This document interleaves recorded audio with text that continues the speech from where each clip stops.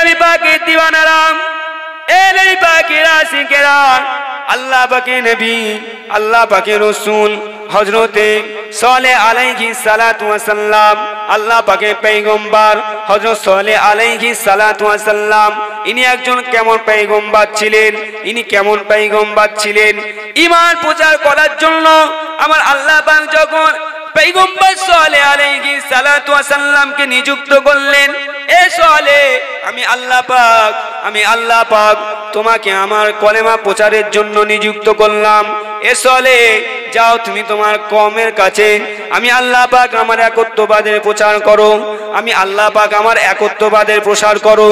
যখন সালেহ আলাইহিস সালাতু ওয়াস সালাম আল্লাহ পাকের দ্বীন, আল্লাহ পাকের শরীয়ত প্রচার করার জন্য তার কওমের কাছে গেলেন, তার কওমকে বললেন, এ আমার কওমরা, এ আমার মানুষেরা, শুনে কি দাও, আমি আল্লাহ পাকের নবী সালেহ আলাইহিস সালাতু ওয়াস সালাম জানাই, তোমরা আল্লাহকে ভয় করো।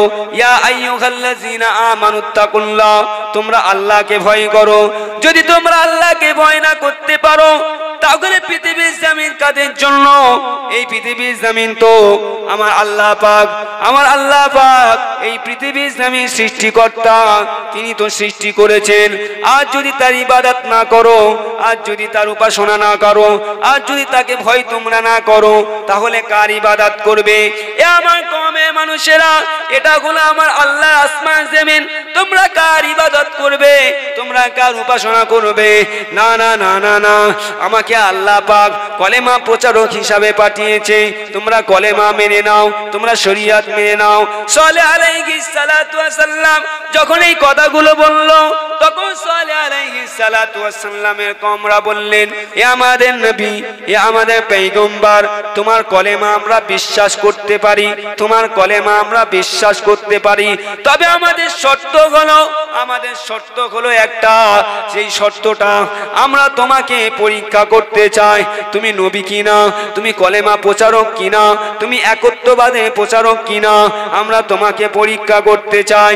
আল্লাহ পাকের নবী সালেহ আলাইহিস সালাতু ওয়াস সালাম বললেন, এ আমার কওমের মানুষেরা, এ আমার কওমের মানুষেরা, তোমরা আমাকে কি পরীক্ষা করবে বলো, কি পরীক্ষা নেবে আমাকে জানাও।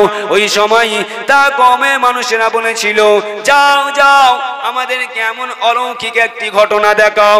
ওই যে পাহাড় একটি দেখা যায়, ওই পাহাড়ের মাঝখান থেকে পাথরগুলোকে ফাঁক করে, ওই পাথরের মাঝখান থেকে একটি জ্যান্ত উট আপনি বার করেন, একটি জ্যান্ত উট আপনি বার করেন, যেই উটটার নিদর্শন দেখে বুঝবো যে আপনি হলেন পয়গম্বর।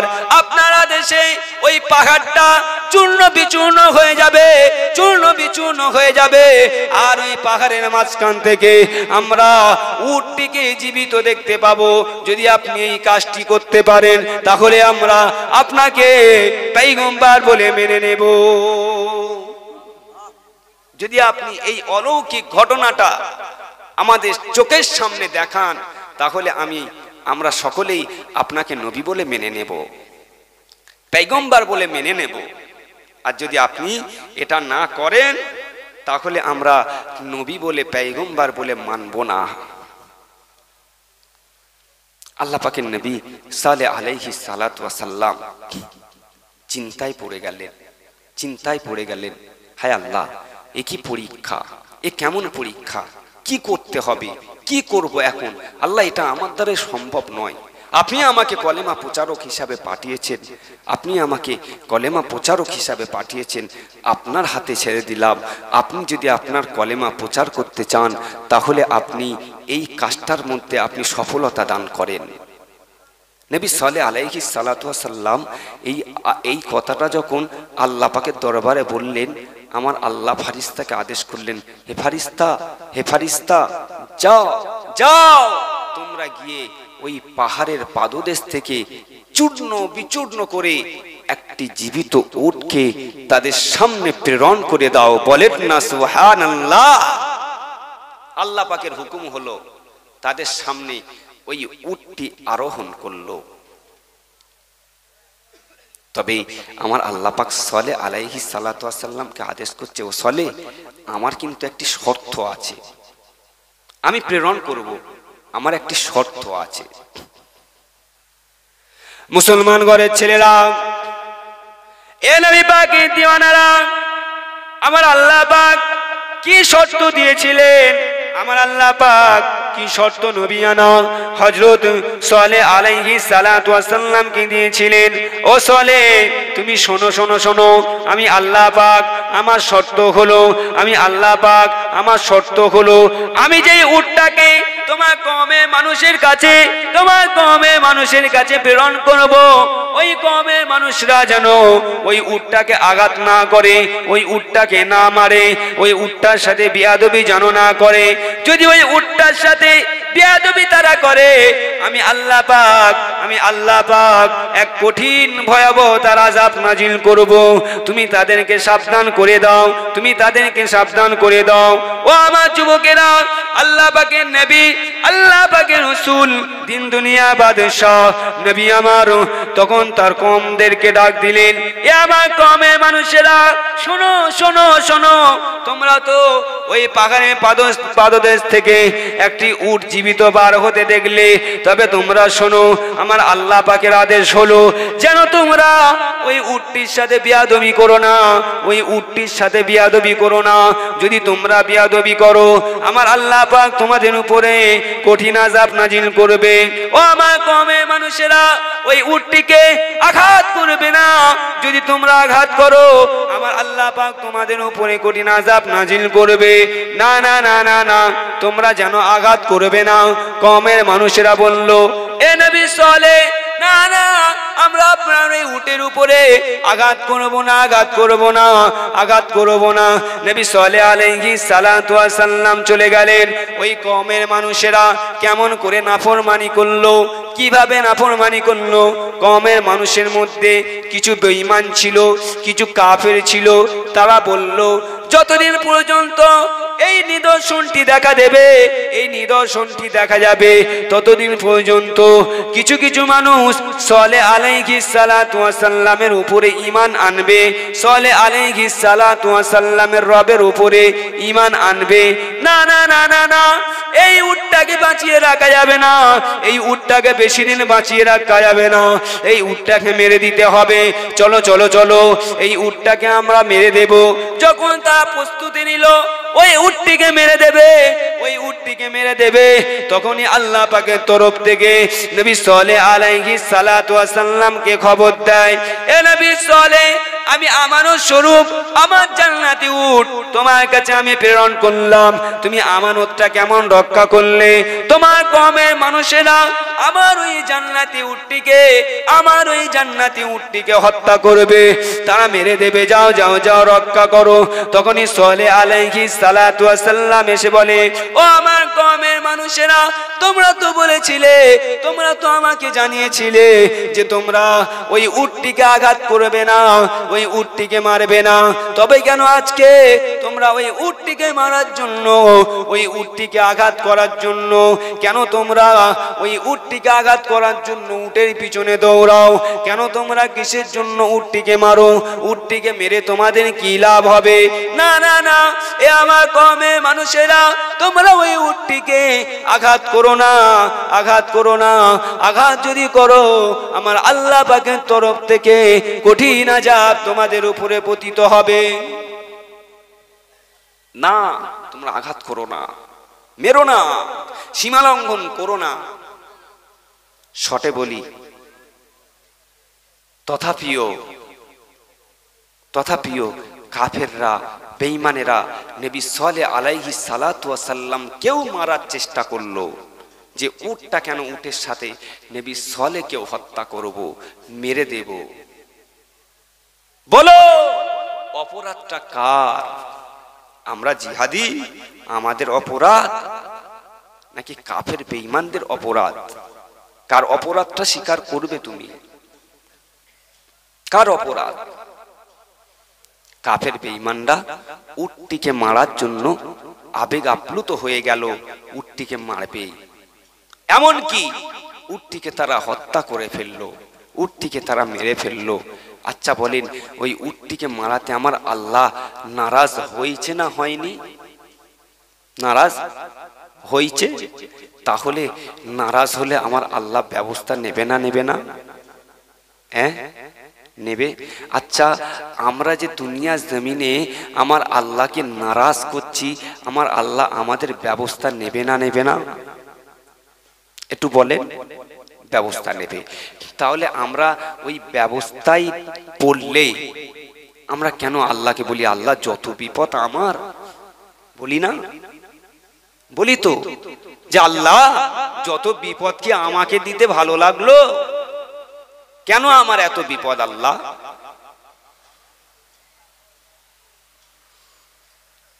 বিপদ আপনার নয়, সমস্ত কওমের বিপদ। কম অপরাধ করেছে, আমরা অপরাধ করছি, অপরাধের মধ্যে রয়েছি। মুসলমান ঘরের ছেলেরা, এ নবী পাকের দিওয়ানারা, এ নবী পাকের আশিকেরা, আমরা কেমন অপরাধ করছি, আমরা কেমন অপরাধের মধ্যে ডুবে রয়েছি। আমার আল্লাহ পাক বলেন, ও আমার বান্দারে, আমি আল্লাহ পাক মদকে তোমাদের জন্য হারাম করেছি, আমি আল্লাহ পাক নেশাদ্রব্য জিনিসকে তোমাদের জন্য হারাম করেছি। না না না, তোমরা নেশা করো না, না তোমরা পিতা মাতাকে কষ্ট দিও না, না না না তোমরা পিতা মাতাকে আঘাত করবে না, না না পিতা মাতার অবাধ্যচারণ করবে না, না না পৃথিবীর জমিনে তোমরা ঘুষ তারি লটারির সাথে জড়িত থাকবে না, না না না পৃথিবীর জমিনে তোমরা একে অপরের মনের মধ্যে কষ্ট দিও না। আমি আল্লাহ পাক ওই জিনিসগুলো বড় অপছন্দ করি, আমি আল্লাহ পাক ওই জিনিসগুলো এত অপছন্দ করি যার জন্য তোমাদের উপরে আমি আল্লাহ পাক আযাব নাজিল করতে পারি। ও আমার বান্দারা, তোমরা আমি আল্লাহ পাক তোমাদের জন্য আমার নামাজ, আমার রোজা, আমার হজ, আমার যাকাত, আমি আল্লাহ পাক তোমাদের জন্য আমার ইবাদত পাঠিয়েছি। আমি আল্লাহ পাক আমার ইবাদত তোমরা করবে।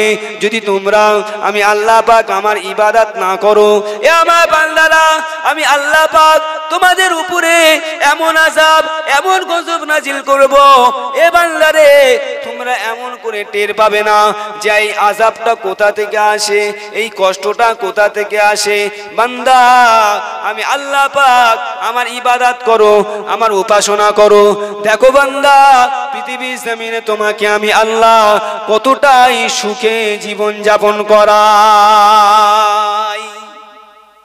দেখো বান্দা, কতটা সুখ তোমাকে দিয়ে আমি, কতটা সুখ তোমাকে দেব। দেখেননি মসজিদের মুয়াজ্জিন প্রত্যেক দিন কন্টিনিউ ফজরের সময় উঠে না আজান দিচ্ছে। শীত বলেন, ঠান্ডা বলেন, গরম বলেন, গ্রীষ্ম বলেন, সব সময় 5 ওয়াক্ত নামাজ পড়ছে, ফজরে উঠে আজান দিচ্ছে। দেখবেন ওই ব্যক্তিটার অত কষ্ট, অত ঘুমের কষ্ট, দেখবেন ওই ব্যক্তিটার নার্ভের প্রবলেম নেই, ওই ব্যক্তিটির সুগারের প্রবলেম নেই, ওই ব্যক্তিটির কিডনির প্রবলেম নেই, ব্রেনের প্রবলেম নেই। কিন্তু দেখবেন যে 10টা পর্যন্ত ঘুমায়, যে 12টা পর্যন্ত ঘুমায়, যে আরাম আয়েসে থাকে, যে এসির মধ্যে থাকে, যে গরমের মধ্যে ঠান্ডা পানি খায়, যে কত আরাম আয়েসের মধ্যে থাকে, দেখবেন ওই ব্যক্তিটির মধ্যে সুগার রয়েছে, থাইরয়েড রয়েছে, নার্ভ রয়েছে, কিডনির দোষ রয়েছে, এতগুলো দোষ তার মধ্যে থেকে ভর্তি। কিন্তু ওই ব্যক্তিটার মধ্যেও একটাও দোষ পাওয়া যায় না। ব্যাপারটা কি? সে আল্লাহকে রাজি করার চেষ্টা করে, আল্লাহকে খুশি করার চেষ্টা করে। তুমি তো আল্লাহকে খুশি করার চেষ্টাই করো না, তুমি তো শুধু কি করো, আমার আল্লাহকে নারাজ করো। আমার আল্লাহকে নারাজ করলে তোমার মধ্যে এই ব্যাধি, এই বিমার দেবে না তো কোন গজব দেবে? এটা তো ছোট গজব। আর তারা সীমা লঙ্ঘন করেছিল, আমার আল্লাহ তাদেরকে কি গজব দিয়েছিল? কি গজব শুনবেন? তাদেরকে আমার আল্লাহ কঠিন গজব দিলেন। নবিয়ানা হযরত সালেহ আলাইহিস সালাতু ওয়াস সালাম কে বলেন, এ আমার পয়গম্বর, আমি আল্লাহ পাক তোমাকে জানিয়েছিলাম, আমি আল্লাহ পাক তোমাকে ঘোষণা দিয়েছিলাম, যদি তোমার উম্মতেরা আমার ওই উটটিকে আঘাত করে, আমার ওই উটটিকে মারে, আমি আল্লাহ পাক তাদের উপরে আযাব দেব, আমি আল্লাহ পাক তাদের উপরে গজব দেব, আমি আল্লাহ পাক তাদের উপরে এমন আযাব নাজিল করব, তারা শেষ হয়ে যাবে, ধ্বংস হয়ে যাবে। এ আমার নবী রে, আমি আল্লাহ পাক কেমন আযাব তাদের উপরে নাজিল করব, দেখো দেখো দেখো তাদের উপরে কেমন আযাব নাজিল করি। আমার আল্লাহ পাক ওই বান্দাদের উপরে এমন একটি আযাব নাজিল করেছিল, মানে মানুষের ঘাড়ে ঘাড়ে, মানুষের গায়ে গায়ে এমন বড় বড় একটা ফুসকা পড়েছিল, যে ফুসকার কারণে কেউ বা 3 দিন, কেউ বা 7 দিন, এর বেশি কেউ বাঁচতে পারেনি, সবাই মারা যাচ্ছে, সবাই মারা যাচ্ছে। এ ওকে দেখে আফসোস করে, হায় রে, তোমার এই একটা ফুসকার কারণে তুমি মারা যাও, তুমি মারা যাচ্ছ, হায় হায় কি করা যায়। সবাই তখন ছুটে নবী আনা হযরত সালেহ আলাইহিস সালাতু ওয়াস সালামের দরবারে গেলেন। এ আমাদের নবী, এ আমাদের পয়গম্বর, আমাদের ভুল হয়েছে, আমাদের অন্যায় হয়েছে, আমাদেরকে মাফ করে দাও, আমাদেরকে ক্ষমা করে দাও। না না না না না, আমার আল্লাহ যখন তোমাদেরকে নিষেধ করেছিল, তোমরা নিষেধ অমান্য করেছিলে, এখন আমি আল্লাহ পাকের দরবারে কি চাইবো? তোমাদের উপরে আযাব নাজিল হয়েছে, ওই আযাব আমার আল্লাহ পাক তোমাদের উপর থেকে তুলবে না, ওই আযাব আমার আল্লাহ পাক তোমাদের উপর থেকে তুলবে না। আমার আল্লাহ পাক সতর্ক করেছিল, তোমরা কেন ওই সতর্ক অবলম্বন করলে না? কেন তোমরা ওই জান্নাতি উটটাকে আঘাত করলে? কিসের জন্য তোমরা জান্নাতি উটটিকে মারলে? কেন? তোমাদেরকে সতর্ক করেছিল আমার আল্লাহ। বান্দা, ও বান্দা, গভীর রাতে আমি গুনাহগার আলতাফ বলে যাই, একটু ঠান্ডা মাথায় শোনেন। এই ঘটনাটার নির্যাস হিসাবে আমি আপনাকে এই কথাটা বলি, যে কথাটি হলো, আমার আল্লাহ পাক তাদেরকে সাবধান করেছে না করেনি? একটু বলেন। সাবধান করেছেন। এবার আমাকে বলেন, আমার আল্লাহ আমাদেরকে সাবধান বাণী দিয়েছে না দেয়নি? বান্দা, তোমরা হারাম কাজের দিকে যেও না, এটা আল্লাহ নিষেধ করেছে না করেনি?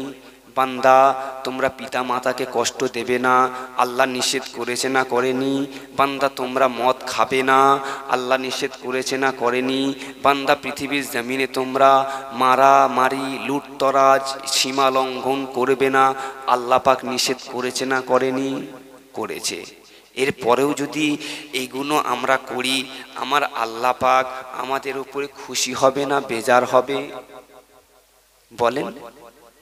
বেজার হবে। আর বেজার হলে আমার আল্লাহ পাক আমাদের উপরে শাস্তি নাজিল করবে। আজকে দেখেননি আমরা মুসলমান, বাবা বেঁচে আছে, সন্তান বাবার কোল থেকে বিদায় নিচ্ছে, এটা বড় মুসিবত না? এমন এমন রোগ আবিষ্কার হচ্ছে, যে রোগ আজ থেকে 50-60 বছর আগের চাচা, তিনি কখনো ওই রোগটার নাম জানে না, জানে না রোগের নাম। এই করোনা নামে ভাইরাস, এই ভাইরাসের নাম কেউ জানতো? কেউ দেখেছে? কেউ দেখেনি। আল্লাহ বলে বান্দা, আমি আল্লাহ যদি মারার প্ল্যান করি, তোরা বাঁচতে পারবি না, ফিরে আয় বান্দা, ফিরে আয়, আমি আল্লাহ ক্ষমা করে দেব, আমি আল্লাহ মাফ করে দেব। ঈমানটাকে তোমাদের কাছে পাঠিয়েছি, অনেক মজবুত শক্তিশালী একটি ঈমান। ইয়া আইয়ুহাল্লাযীনা আমানুত্তাকুল্লাহ হাক্কা তুকাতিহি ওয়া লা তামুতুন্না ইল্লা ওয়া আনতুম মুসলিমুন। বান্দা, তোমরা ঈমান গ্রহণ না করে, ঈমানটাকে মজবুত না করে তোমরা কবর পর্যন্ত এসো না, মৃত্যুবরণ করো না। কারণ ঈমান ছাড়া কবর যে তোমার অনেক পর, ঈমান ছাড়া কবর যে তোমার দুশমন। তুমি ঈমান না নিয়ে কবরে এসো না, কবর অনেক ভয়াবহতার হয়ে যাবে। এই গভীর রাতে নিয়ত করে নেন, আল্লাহ পাক আমাদেরকে যেন ঈমানটাকে নিয়ে কবর পর্যন্ত যাওয়ার তৌফিক দান করুক। বলেন আল্লাহুম্মা আমিন।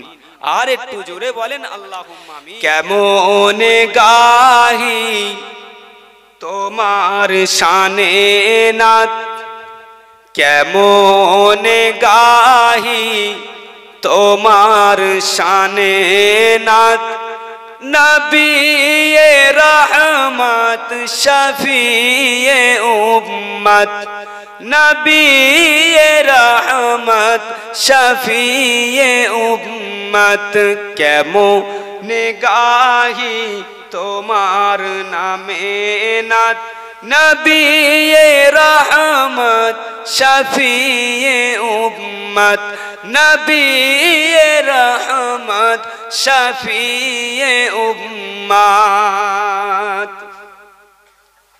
কি গাহিব তোমার গুণগান খোদারি পরে তোমারি সম্মান কি গাহিব তোমার গুণগান খোদারি পরে তোমার সম্মান তোমার সিলাই পেয়েছি কুরআন তোমার সিলাই জমিন ও আসমান তুমি তো শ্রেষ্ঠ খোদার নিয়ামত তুমি তো শ্রেষ্ঠ খোদার দয়া কেমনে গাহি তোমার গুণগান তুমি তো খোদার সেরা নিয়ামত তুমি তো খোদার সেরা উপহার কেমনে গাহি তোমার শানে নাত কেমনে গাহি তোমার শানে নাত নবিয়ে রহমত শফিয়ে উম্মত নবিয়ে রহমত শফিয়ে উম্মত আমার বাপেরা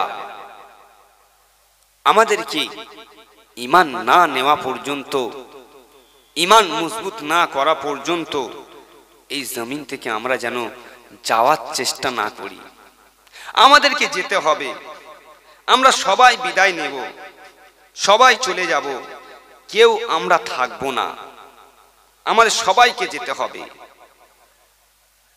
কেউ আমরা থাকবো না যদি আমরা পৃথিবীর জমিনে এই অবস্থায় এই হালাতে আমরা চলতে থাকি ঘুরতে থাকি ফিরতে থাকি আগামী দিনে অনেক বিপদ আছে অনেক বিপদ নবী পাক সাল্লাল্লাহু আলাইহি ওয়াসাল্লামের একটি লম্বা রিওয়ায়াত ওই রিওয়ায়াতটা আমি আপনার কাছে একটু তুলে ধরি যে আমাদের কোন কোন কর্মের কারণে আমাদেরকে পৃথিবীর জমিনে কষ্ট ভোগ করতে হবে কিয়ামতের সম্মুখীন কিয়ামতের আলামতের সম্মুখীন হতে হবে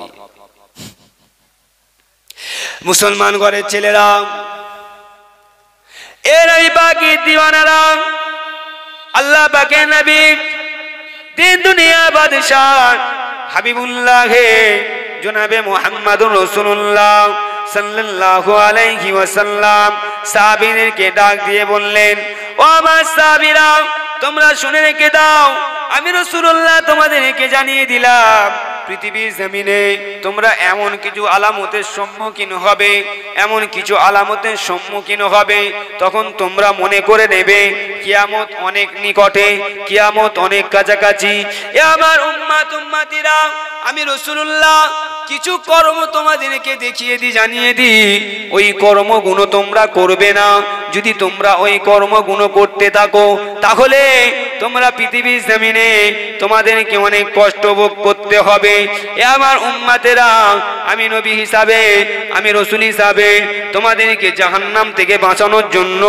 তোমাদেরকে জাহান্নাম থেকে রক্ষা করার জন্য এ আমার উম্মতেরা আমি আল্লাহ পাকের নবী আমি আল্লাহ পাকের রাসূল তোমাদেরকে জাহান্নাম থেকে রক্ষা করার জন্য কি আদেশ কি নিষেধ তোমাদেরকে করি একটু শোনো।